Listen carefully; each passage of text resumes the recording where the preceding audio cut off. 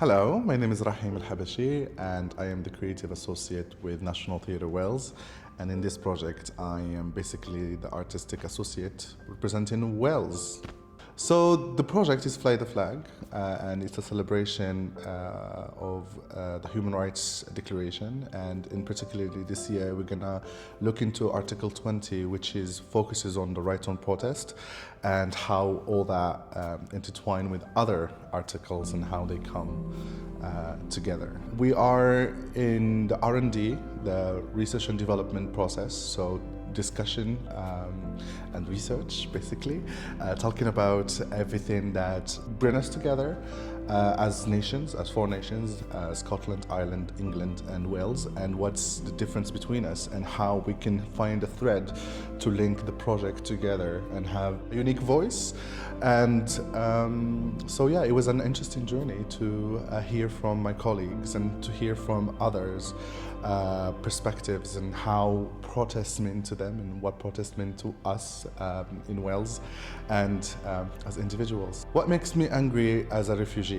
I'm a refugee, I'm a gay man, I have neurodivergence, I have ADHD, so what makes me angry is all that intersectionalities are separated sometimes and not put it together, and sometimes I'm not seen as a human, a whole human. I'm seen only for one characteristic of my human beingness, and that we still have to talk about intersectionality and emphasis on intersectionality even though we are in 2022.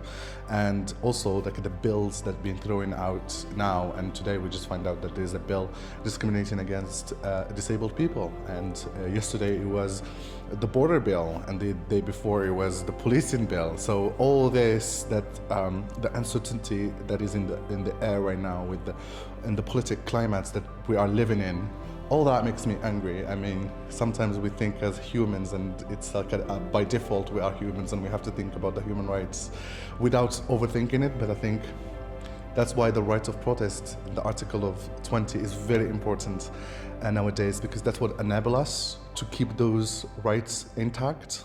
But what gives me hope the most is the community, that I'm not the only one who says this.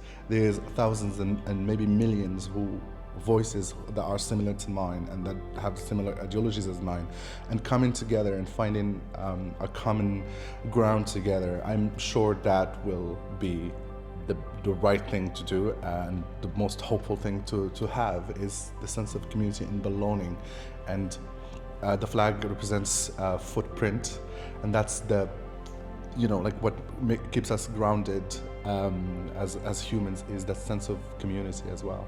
The thing that really made me like my aha moment is how I create art and what is accessible art.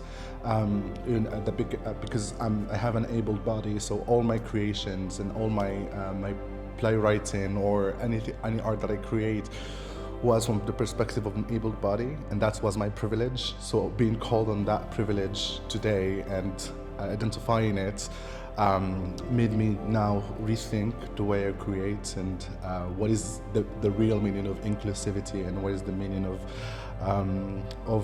the difference that every human has. So I think that was a big takeaway this week.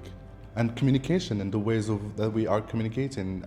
Today we have Paula and Jenny, who are both deaf people, and the way that we communicate with our bodies together to have that established is really like poetic by itself, and you can find a way of communicating. My first language is Arabic, and for me to communicate in English, that takes a lot of effort of thinking and processing and translation in my brain, and I feel like this changing that to become a body language, that was a big takeaway for me this week.